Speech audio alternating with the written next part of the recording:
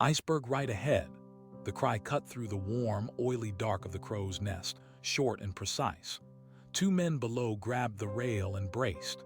The great ship, proud and gleaming, slid forward in a sea that showed no waves.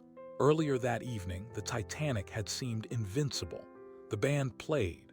Passengers lingered over brandy and cigars. The dining saloon smelled of polished wood and roasting beef. Children laughed on the promenade deck. Men in frock coats and women in fur stoles moved with the easy certainty of people who travel by appointment. The ship itself was a wonder of its age. Built at Harland and Wolff in Belfast, Titanic measured nearly 900 feet and weighed more than 46,000 tons.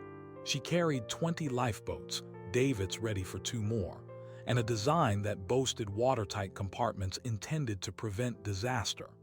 She left Southampton on April 10th with 22-24 souls aboard, bound for New York and for the history she would make. Warnings had come all day.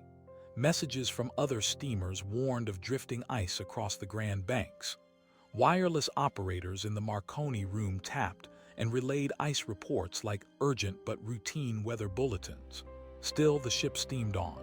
Captain Edward J. Smith, a man with 40 years at sea and an image of calm, ordered full speed for the open water that lay ahead. At 11:39 p.m., Frederick Fleet and Reginald Lee in the crow's nest saw a dark shape on the water. There was no moon. The sea lay flat and black. The lookout had no binoculars. Those had been misplaced at Southampton. The cry went down the ladder. The helmsman spun the wheel. The engines tried to reverse. It was not enough. The impact at 11:40 p.m. was not an explosion. It was a grinding, tearing sound like metal being scraped along stone. Passengers felt a dull shudder run through the decks. Glass vibrated in its frames. Oil lamps wavered. Somewhere deep in the belly of the ship, a seam opened, and water began to claim the ship mile by inch. Thomas Andrews, the shipbuilder from Harland and Wolff, moved through the night like a man in a wrong-sized suit. He had blueprints in his head and oil on his hands. He measured damage, declared engines and boilers to be compromised, and realized what few others first understood. The collision had buckled plates and opened a series of watertight compartments to the sea. 5 compartments now took on water. The watertight doors were closed. They held as promised, but the compartments met the open sky at the tops. Water could simply spill from one into the next as the bow sank. The designers had calculated survivable collisions. They had not planned for progressive flooding of this kind. The ship, built to be unsinkable in advertisement, could not be made invulnerable to the angle of the sea and the geometry of gravity. In the first hour, there was confusion wrapped in competence. Orders traveled in both directions. Wireless operator Jack Phillips kept pounding out messages. He told the ship's owners and nearby vessels that Titanic had struck ice. He did not yet call for full abandonment. Captain Smith and Thomas Andrews debated. They hoped to buy time by steering for the closest land and by shoring watertight doors. They made a decision that would shape the night. They would not create panic, but they would begin to prepare lifeboats. There were only 20 lifeboats. They could carry 1,178 people if each were filled to capacity. That was barely half the number aboard.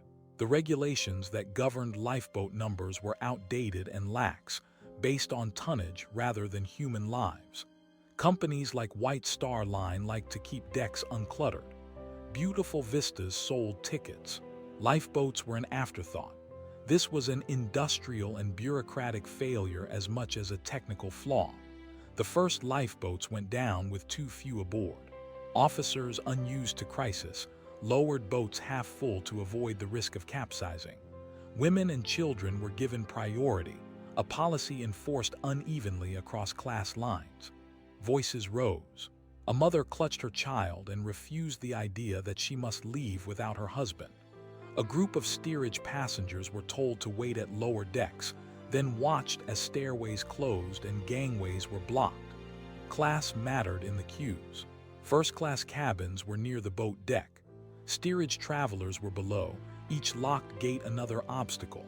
Languages and signage failed in the dim. Men smashed windows and fought their way up, while others tried to persuade crowds to move with calm.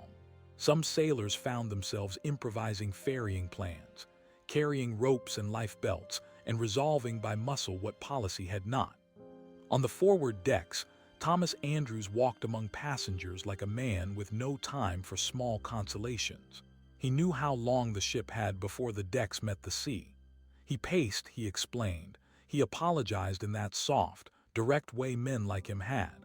He told crew to prepare lifebelts to seat women and children to lower boats. He told officers where to place gangway nets and how to wedge davits. He did not get off the ship. Meanwhile, in another part of the ship, the band set up. Wallace Hartley and his 7 musicians began to play. They had instruments, score, and a commitment. Music in that moment was an anchor, a way to keep panic tempered and the rhythm of order alive. They played as the lifeboats slid away like seeds on the wind. Survivors later recalled the sound cutting through the cold night, steady, humanizing, unbearably normal. There were scenes of brutality and grace. A wealthy man handed his wife into a lifeboat and then quietly turned back. Another refused a place because a seam in his trousers would mean overcrowding a boat meant for 2 women. John Jacob Astor, still recovering from a gunshot wound from a hunting accident weeks prior and wrapped in a blanket, helped a younger woman into a boat. He had money and pride. He did not take a seat when offered. Isidore and Ida Strauss sat together rather than be separated. She refused to go, leaving him behind. He refused a lifeboat that would take her alone. Some of the ship's crew showed a rigid professionalism rarely seen outside war. They took lists, counted occupants, argued about rope knots. Others broke down. The wireless operators worked until their hands cramped and their lungs felt cold from the open hatch. Jack Phillips kept sending distress calls until they cut power. Harold Bride, the junior wireless operator, survived and later described seeing Phillips keep the key moving, sometimes in error, sometimes in hope. The radio messages were the world's first large-scale maritime SOS. CQD, and later SOS, transmitted across channels asked for help. The RMS Carpathia, about 58 miles away, intercepted the message and turned toward Titanic through the ice field. The SS Californian, closer, had stopped for the night after a field of ice shut down her progress, and her wireless operator had gone to bed. The ship's crew had seen rockets, as had the nearby SS Mount Temple, yet signals were misread, misinterpreted, or not seen. There would be blame afterward, but in the moment the airwaves were a lifeline stretched thin. Time became a physical thing on that night.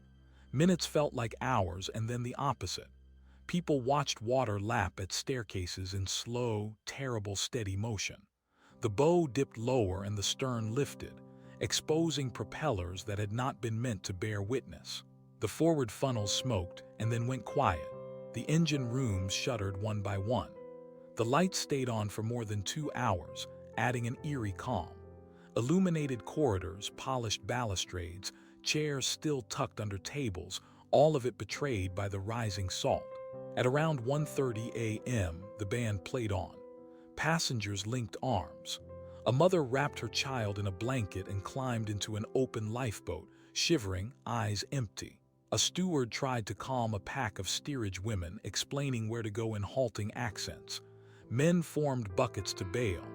The pumps, heroic and mechanical, strained against the inevitable.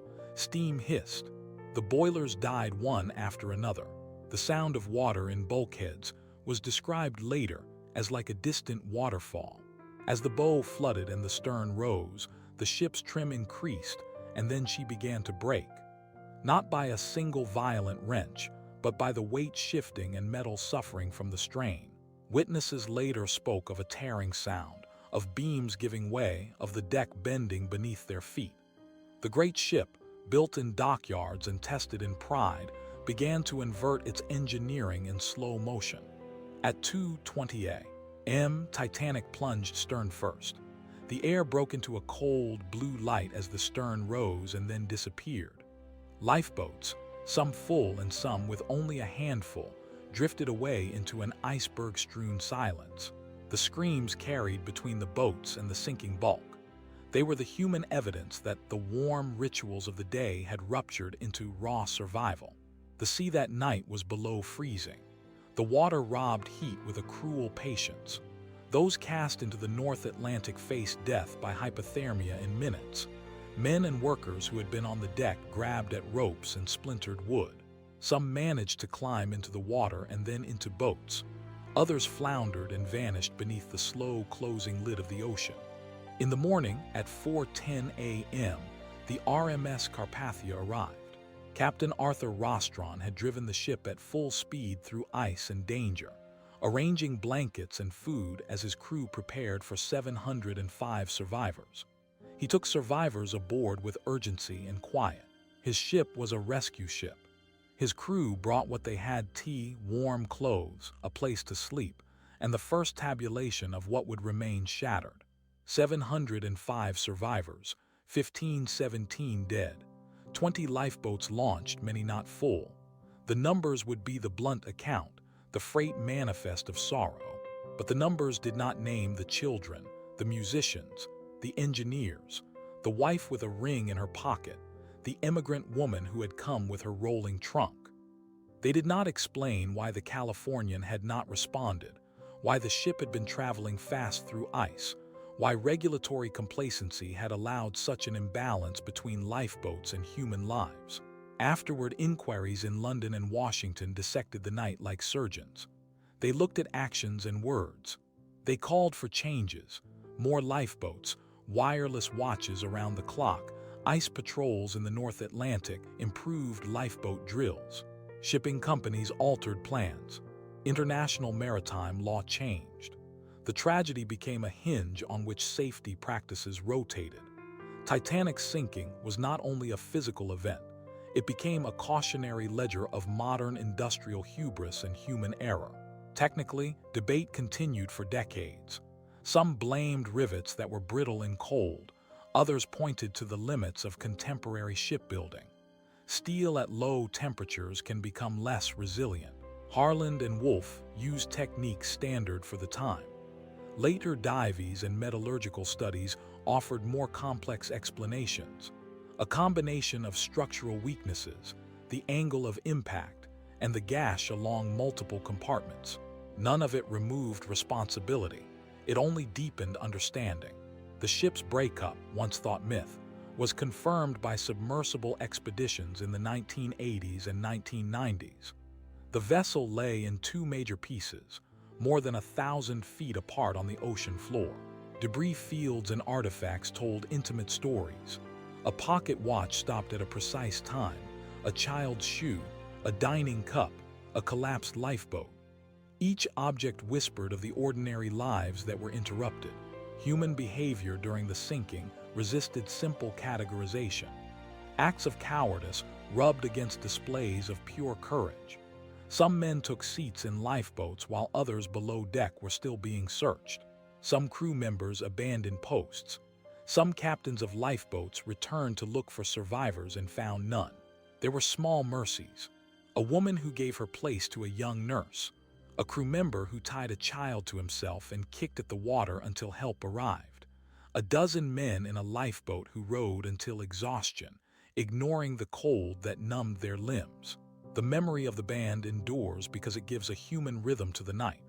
Whether they played "Nearer, My God, to Thee" or a ragtime, they refused silence. They kept time as the world changed. Their instruments were later recovered as relics and symbols of defiant art in the face of obliteration. Wallace Hartley's violin returned to his fiancée by way of tragic ceremony. Families were shattered in sequences that were sometimes painfully arbitrary. A father worked to the last and did not leave because a place did not exist. Another man survived because a steward took pity and pushed him into a lowering boat. The class divide meant that first-class passengers had a higher survival rate than third-class passengers. Steerage passengers were often isolated by language, by locked doors, and by the vertical geography of the ship itself. In the weeks and months after the sinking, a public conversation opened up about responsibility and myth. White Star Line faced legal actions, reputational ruin, and a rearrangement of maritime priorities. Captain Smith, who had been every embodiment of a respected command at sea, died on his ship. Thomas Andrews went down with Titanic. His body was never definitively recovered. Names like Isidore Straus and John Jacob Astor became shorthand for specific stories, some heroic, some complicated, all human. The wreck changed how the world thought about technology and its limits. Titanic had been a symbol of modern certainty: powerful engines, separate first-class lounges, electric lights that made night into day. The sinking demonstrated a kind of modern humility. That engineering must sit beside caution, that regulation must follow invention. It also showed how quick narrative can ossify into legend, an unsinkable colloquialism that both comforted and deceived. Today, when submersibles descend and cameras light the hull, they show not only a ship but a time capsule. Plates corroded by salt, a stairway sheared off, a menu frozen in a moment of consumption. The seabed keeps its own calendar and marks the passage of a century in quiet erosion. The artifacts have become anchors for memory. They are curated in museums and in private collections. They are the tangible insistence that the past was not myth but flesh. Why does April 14, 1912 still matter? Because it shows what happens when human error and the ocean meet. It shows how class and power shape rescue. It shows how systems designed for convenience became lethal in crisis. It shows that even the grandest engineering fails before cold water and time. It shows families rearranged, careers ended, voices silenced. It shows, in stark terms, that regulations and human attentions matter. The night was a mirror. In it the world saw itself, a globe of commerce and arrogance, of bravery and selfishness. The music, the steam, the lamps, each element of ordinary life continued until it did not.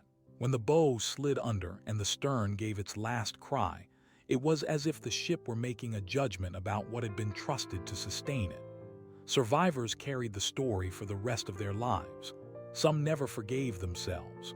Some found ways to memorialize. Some spoke in quiet, small ways, writing letters and giving testimony. Memorials rose in cities and in harbors. The Titanic entered literature, film, and the shared imagination. It was both villain and teacher, an event that refused to be solely explained by any single cause. History does not simplify.